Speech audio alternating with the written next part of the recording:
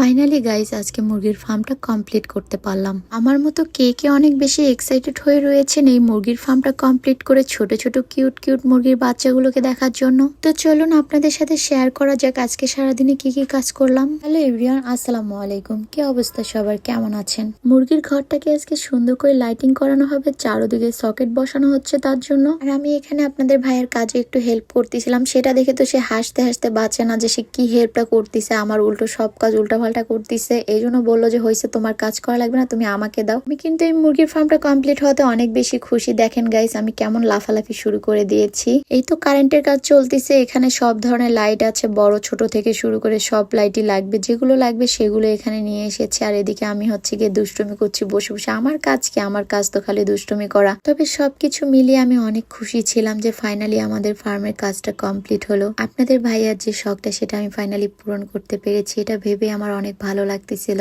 চারদিকটা ঘুরে দেখতেছিলাম, আর এখানে যে বাসটা ছিল ভাবলাম একটু লাফালাফি করে নেই। আর এই যে বাসের উপরে উঠে এখন আমি একটু বসবো, তাই লাফ দিয়ে উঠে পড়লাম। এখন উঠে তো বিপদে পড়ে গেছে, আর নামতে পারতেছি না। আপনাদের ভাইয়াকে বারবার বলতেছি যে আমাকে একটু নামিয়ে দাও নামিয়ে দাও, আমি পারতেছি না নামতে, একটু পড়ে যাবো, তাড়াতাড়ি ধরো আমাকে। সে তো এখন আমার সাথে মজা নিচ্ছিল। পরে আমি বললাম ধরো একটু ভালো করে, আমি এখন নামতে পারছি না, কি করব বলো। পরে ও তো আমাকে ধরে নামিয়ে দিল, এটা নিয়ে অনেক হাসাহাসি হলো। আমি ভেবেছিলাম একটু বসে থাকবো উঠে ওইখানে, কিন্তু সেটা আমার দ্বারা হলো না, আমি নামতে পারছি না। আর আপনাদের ভাইয়া এটা নিয়ে অনেক মজা নিয়েছিল, এই জন্য তাকেও আমি একটু শাস্তি দিয়ে দিলাম। দেখেন গাইস আমি এখানে তাকে মারছি, তার কোনো বদি নাই। আমরা দুজন একসাথে থাকবো আর সেখানে দুষ্টুমি হবে না তা তো হয়ই না। আর কাজের ফাঁকে আমরা দুষ্টুমি করতে অনেক বেশি ভালোবাসি দুইজনই। এই তো আমার ভাইয়ের বউ চলে এসেছে, ও দেখতে আসলো ফার্মটা কেমন হয়েছে। দূর থেকে দেখলে মনে হচ্ছে আমরা কোনো গ্রামের একটা বাড়িতে চলে এসেছি, যেখানে এত সুন্দর একটা ফার্ম করা হচ্ছে। ফার্মের ভেতরটা দেখতে অনেক বেশি ভালো লাগতেছে, যখন সম্পূর্ণ কাজ কমপ্লিট হবে তখন দেখতে আরো বেশি ভালো লাগবে। মুরগিগুলো পালার জন্য যা যা কেনা দরকার সবকিছু মোটামুটি কেনা হয়ে গেছে।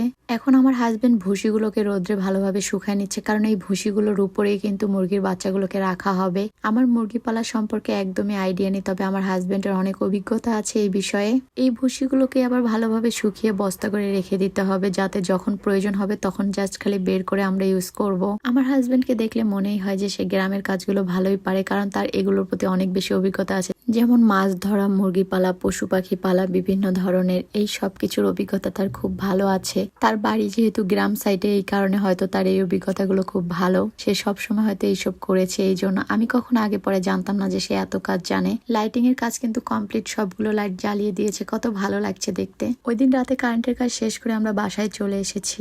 দেন আমরা পরের দিন এসে পুরো ফার্মটাকে অনেক সুন্দরভাবে পরিষ্কার করে নিচ্ছিলাম মেডিসিন দিয়ে, যাতে করে কোনো ধরনের জীবাণু না থাকে। যেহেতু ছোট ছোট মুরগির বাচ্চা রাখবো, এই জন্য জীবাণুমুক্ত করে রাখাই ভালো, যাতে করে বাচ্চাগুলো সুস্থ এবং ভালো থাকে। এই কারণে আমার হাজবেন্ড এখানে মেডিসিন দিয়ে তারপরে পুরো রুমটাকে ভালোভাবে ধুয়ে নিচ্ছিল। তবে আমার হাজবেন্ডের এসব কাজ দেখে আমি এতটুকু তো আন্দাজ করতে পেরেছি যে সে খুবই ভালোভাবে মুরগি পালতে পারবে। তার এই অভিজ্ঞতা দেখে আমি একদিন তাকে জিজ্ঞাসা করেছিলাম যে তুমি এই মুরগি সম্পর্কে এত আইডিয়া তোমার কোথা থেকে এসেছে। তখন সে আমাকে বলছিল যে তার চাচার একটা মুরগির ফার্ম ছিল, সেখান থেকে সে কিছু অভিজ্ঞতা নিয়েছে, আর এই অভিজ্ঞতাটাকে এখন সে কাজে লাগাচ্ছে। আমার হাজবেন্ডের জন্য সবাই দোয়া করবেন, তার এই অভিজ্ঞতাটাকে কাজে লাগিয়ে সে যেন ভালো কিছু করতে পারে জীবনে। আমি নিজেও চাই আমার হাজবেন্ড ভালো কিছু করুক এবং উন্নতির দিকে এগিয়ে যাক।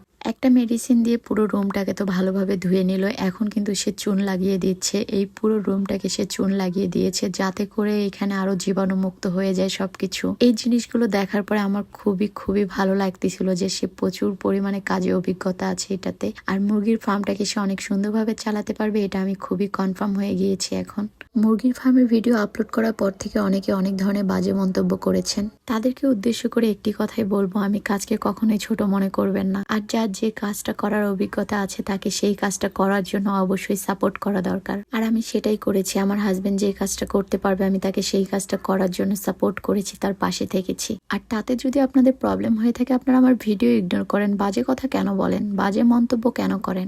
আপনারা নিজেরা তো কিছু করতে পারেন না, আর কেউ যদি কিছু করে সেটাকে দেখে আপনাদের জেলাস ফিল হয়, তাই জন্য তার পিছনে লেগে থাকবেন কিভাবে সেটাই চিন্তা করেন। সো এইসব ভণ্ডামি কথাবার্তা বাদ দিয়ে বা এরকম চলাফেরা করা বাদ দিয়ে নিজেরা কিছু করে পরিশ্রমী হওয়ার চেষ্টা করেন, ঠিক আছে? দেখবেন জীবনে অনেক উন্নতি করতে পারবেন, অনেক দূর আগাতে পারবেন। যাই হোক, সবার উদ্দেশ্য করে ইঙ্গিত করে কিন্তু কথাগুলো বলা হয় না। যারা এ ধরনের কমেন্ট করেন তাদেরকেই বলতেছি আমি, ঠিক আছে? ফাইনালি গাইস, আমাদের চারদিকে পর্দা লাগানো কমপ্লিট। যেহেতু শীত পড়ে গিয়েছে, মুরগির বাচ্চাগুলো ঠান্ডা লাগতে পারে, তাই আপনাদের ভাইয়া চারদিকে পর্দা লাগিয়ে দিয়েছে। কোনো কাজই কিন্তু সহজ না, সব কাজে পরিশ্রম করতে হয়, অনেক বেশি কষ্ট করতে হয়, তাহলে সেই কাজে সফলতা পাওয়া যায়। আমাদের যে মুরগির ফার্মটা, এই ফার্মটা তৈরি করতে কিন্তু অনেক সময় দিতে হয়েছে, অনেক কষ্ট করতে হয়েছে। বিশেষ করে আপনাদের ভাইয়া অনেক কষ্ট করেছে এই মুরগির ফার্মটা তৈরি করতে। দিন নাই রাত নাই এটার পিছনে অনেক বেশি সময় দিয়েছে, অনেক কষ্ট করেছে। আর আপনারা শুধু পারেন দূর থেকে এগুলো নিয়ে মজা নিতে। যারা মুরগির ফার্ম দিয়েছে তারা খুব ভালোভাবে জানে এটাতে কতটা কষ্ট করতে হয়, কতটা সময় দিতে হয়। আমি এটা আগে পরে কখনো করিনি, এই ফার্স্ট টাইম যেহেতু মুরগির ফার্ম দিয়েছি, সেহেতু আমিও বুঝি এখন যে আসলে কতটা কষ্ট করতে হয় এগুলোর পিছনে। এখন ঘরটা করাতে এত পরিমাণ কষ্ট করতে হয়েছে, মুরগি যখন আসবে তখন এটার পিছনে কতটা সময় দিতে হবে। একটা বাচ্চার পিছনে যেমন ধৈর্য ধরে তাকে লালন পালন করতে হয়, অনেক শ্রম দিতে হয়, তাকে অনেক সময় দিতে হয় লালন পালন করতে, কতই না কষ্ট হয়। ঠিক তেমনই কিন্তু মুরগির বাচ্চাগুলোকে পালন করতে হবে এইভাবে কষ্ট করে। গাইস, আপনাদেরকে বলবো যদি পারেন অবশ্যই সাপোর্ট দিবেন, পাশে থাকবেন, কিন্তু কখনো বাজে মন্তব্য করবেন না, প্লিজ, রিকোয়েস্ট মি। যাই হোক গাইস, আজকের ভিডিওটা এখানেই শেষ করছি। নেক্সট ভিডিওতে আবারও দেখা হচ্ছে, সেই পর্যন্ত সবাই ভালো থাকবেন। আল্লাহ হাফেজ, আসসালামু আলাইকুম।